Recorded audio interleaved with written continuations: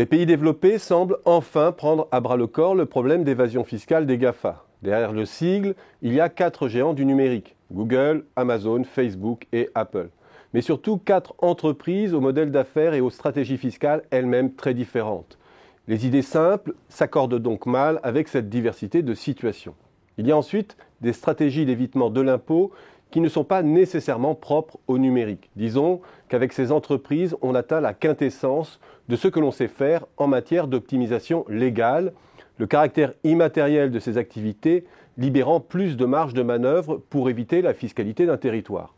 Cette moindre pesanteur permet de faire plus de choses, c'est intuitif. Les fuites face à l'impôt se présentent à tous les niveaux. Il y a d'abord le choix du lieu de facturation, qui permet de localiser les revenus là où la fiscalité est arrangeante, soit du fait de la loi, soit du fait d'accords plus occultes, les fameux tax rulings.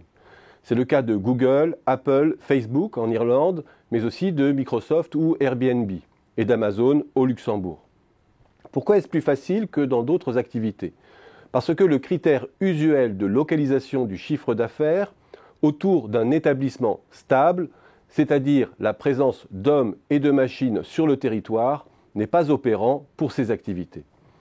À cela s'ajoutent les techniques d'optimisation fiscale habituelles, à partir des prix de transfert.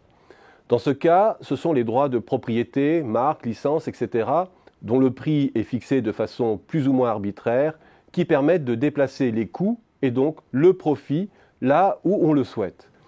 Et c'est souvent la combinaison des deux techniques, facturation et prix de transfert, qui permet d'optimiser au mieux. Cela n'est pas l'apanage des géants du net néanmoins, comme le montre l'exemple médiatisé de Starbucks par exemple. Mais les fuites ne s'arrêtent pas là, la déformalisation des flux étant encore les marges de manœuvre. Il y a d'abord cette possibilité de fournir des prestations sans présence physique sur le territoire, ce qui permet d'aller chercher les meilleures localisations pour minimiser la fiscalité du travail. Cette dimension-là est irréductible, aucune loi ne peut la contrecarrer. Il y a ensuite l'exploitation gratuite des données personnelles, leur principale matière première et source de profit, alors que pour tout autre secteur, les phases intermédiaires vont générer des impôts là où elles sont réalisées. Et puis, il y a tous les flux gratuits ou déformalisés, très peu traçables, que génèrent les plateformes. Les loyers Airbnb, inégalement déclarés, le travail ubérisé, lui aussi inégalement déclaré, et enfin tout le travail en coproduction du consommateur, gratuit et qui échappe donc à l'impôt. Bref, à tous les niveaux, TVA, prélèvement sur le travail, impôt sur la production et impôt sur le capital, il y a de la déperdition. La focalisation sur l'IS est donc très réductrice. Face à cela, sont en présence 2 initiatives. Celle de la Commission européenne, qui prône un abord large du sujet, l'insérer dans le débat de l'uniformisation de la base de l'IS au plan européen. Elle relance le sujet de l'assiette commune et consolidée d'impôts sur les sociétés en Europe, pour rattraper fiscalement les GAFA, mais pas seulement les GAFA. L'idée, c'est de taxer l'ensemble des profits agrégés au plan européen, ce qui enlève la tentation d'optimiser et de ventiler cet agrégat en fonction non plus de la seule présence physique d'une entreprise, bureau, usine, entrepôt, etc., mais aussi de sa présence digitale.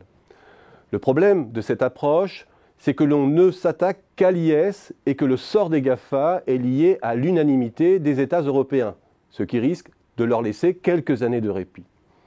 La seconde initiative rallie la France, l'Allemagne, l'Espagne, l'Italie autour d'une taxe dite d'égalisation, en fait sur le chiffre d'affaires réalisé sur le territoire. Les technos bruxellois pinaillent déjà, trop sommaire, faussement simple, car il faudra des critères pour définir une entreprise numérique, risque de double imposition également, etc. Mais on l'a vu, la déperdition fiscale est telle et prend tellement de formes que l'on peut se demander si le raffinement sied à ce problème. Et à ce stade, on aurait plutôt envie de paraphraser le fameux et douteux proverbe arabe « Taxe les GAFA, si tu ne sais pas pourquoi, eux le savent ».